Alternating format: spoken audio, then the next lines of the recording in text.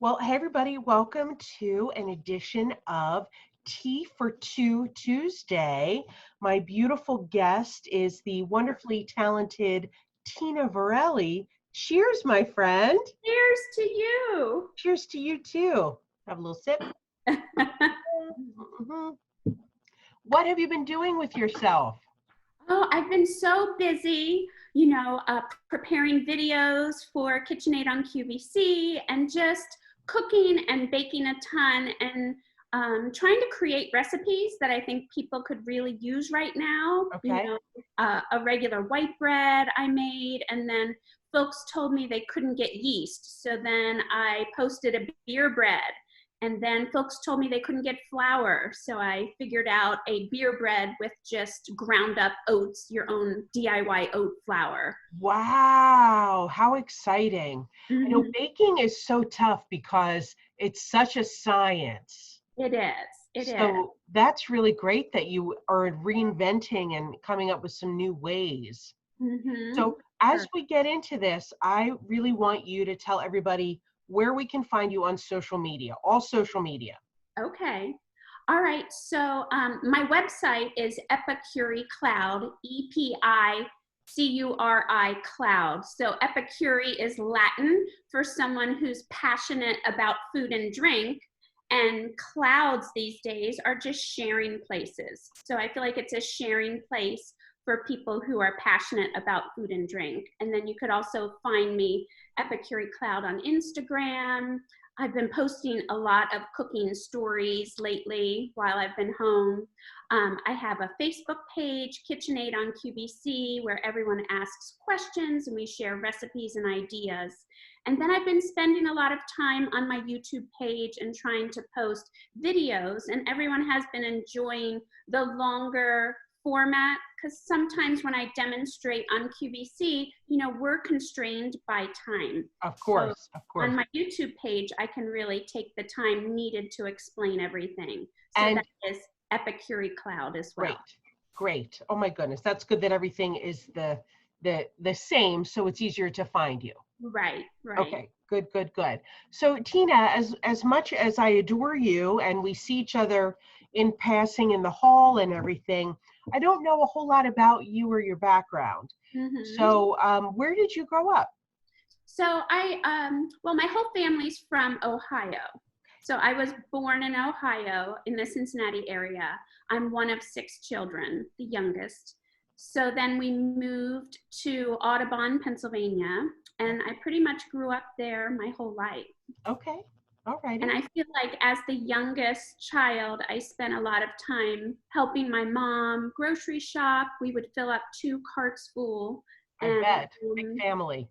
yeah, and I think I just loved helping my older sisters and my mom in the kitchen. I just always loved cooking and baking. Okay. So is that where you think you got your bug for baking?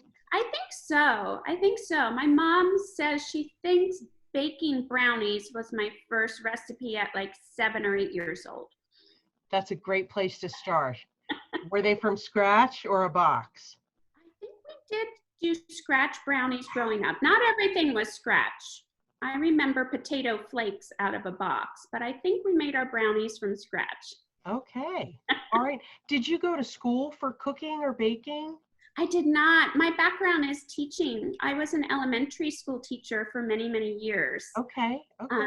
But I feel like I'm teaching now. Teaching Absolutely. my passion for cooking and food, and how to use those tools in the kitchen.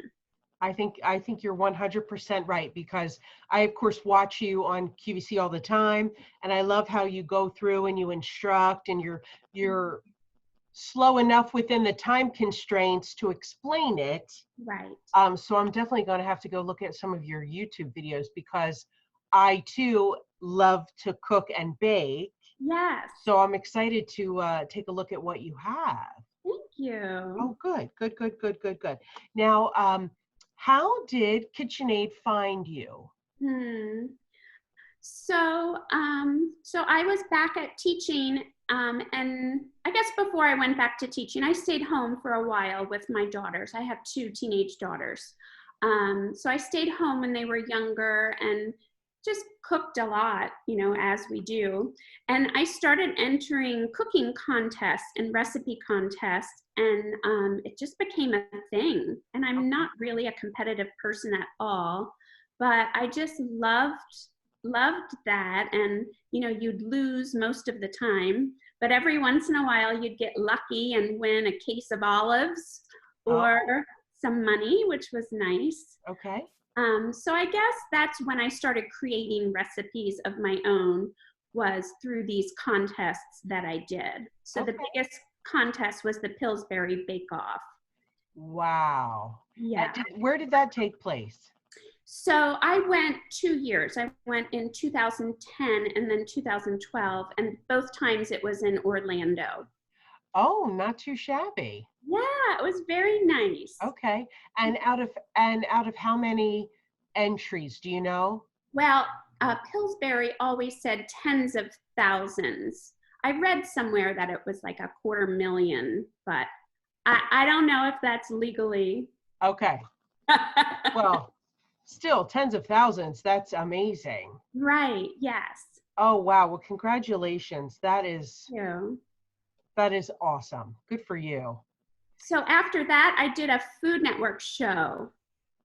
So I guess through that, I had the experience of the camera, and maybe that's where it all started, that I wanted to do something more with food and, you know, teaching and try to tie that all together. Okay. All right. Well, what are your top must-have kitchen items? Of course, we know the KitchenAid mixer. Right. I know I have one myself. You know, we know that one. Yes. Besides those. Well, I've been posting some cookie recipes lately. So in regards to cookies, I think it's really great to have great, nice, heavy baking sheets. Okay. You know, and I like ones that are not dark in color. Sometimes you get those real dark non-stick ones, and then folks wonder why their cookies are getting too cooked or too dark on the bottom. Okay. So a tip is, if you're ever using a baking sheet that's dark in color, you want to lower your oven temperature about 25 degrees. Oh, wow. Okay. All righty. Good to know. I think just, you know, quality bakeware helps you get better results. Yes. Absolutely, yes. What now here's a problem that I have, but I'm learning to be more patient with my baking. My cookies would always run really flat. Yes. So I tried not beating them as much. Right. I tried refrigerating the dough. Yes. For a little while. So any other tips for that? Well, I just posted a soft and chewy chocolate chip cookie recipe. So I was a little obsessed with perfecting this recipe, and I made cookies every single day for over a week. Oh boy. And I had containers, you know, on the kitchen table here with numbers of which batches they were. And at night, when we had our family movie time, they all had to taste test chocolate chip cookies, which of course they hated. Of course, of course.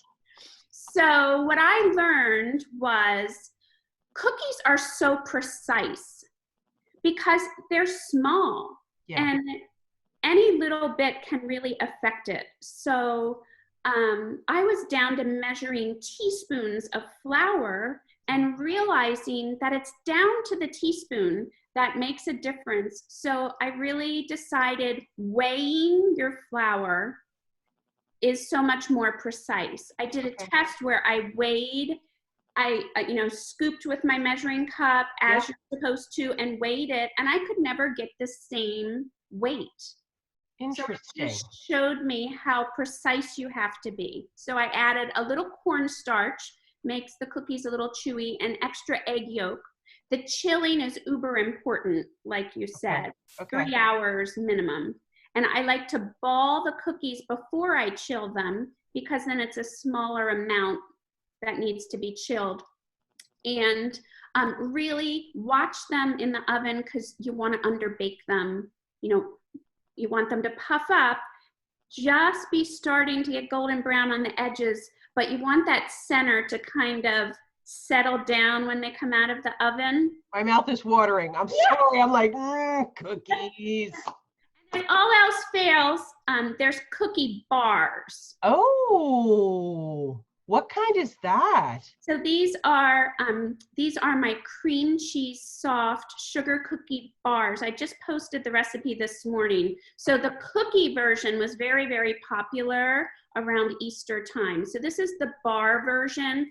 So those times when you don't want to fuss with individual cookies, I love the bar cookies. So the cream cheese kind of offsets the sweetness a little bit. There's a little salt in them, and they're really, really addictive. You can see I already took a bite out of that one. You had to taste test, make sure they were okay. I had to. Yeah. Of course, of course. So KitchenAid found you because of the Pillsbury contest. So yes. So then how did you get involved with becoming an on-air personality? I think actually it was someone that I ended up speaking with at a softball game. That whole word of mouth networking put me in contact with the right person at QVC who spoke to someone at KitchenAid, and then I actually went and auditioned. KitchenAid is headquartered up in Michigan. Oh, wow. Okay. Mm-hmm. Wow, that's awesome. And how long have you been doing that now?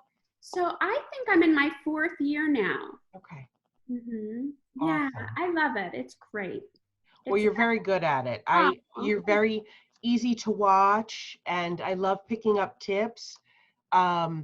You know I was saying to Tina before we started that even through this whole thing that we're going through right now, I haven't really been cooking or baking that much, which is probably good for mine and my husband's waistlines, but not good for my creative touch. So I need to set aside an afternoon and get baking. Yeah, I mean, if that's your thing, that sometimes it just relaxes me, and it's kind of my happy place when you're not feeling stressed. Yes. Sometimes it's stressful when you have to get something out in a certain time frame. Yes. But if, the time constraints are gone, and it's like my playtime. Yes, playtime. I like that. If I do bake, I send it in with my husband to work so that we don't keep it around the house, because we don't have teenagers that will eat it all for us. Right. I know. It does get a little dangerous, but I've been trying to share as much as I can. That's wonderful.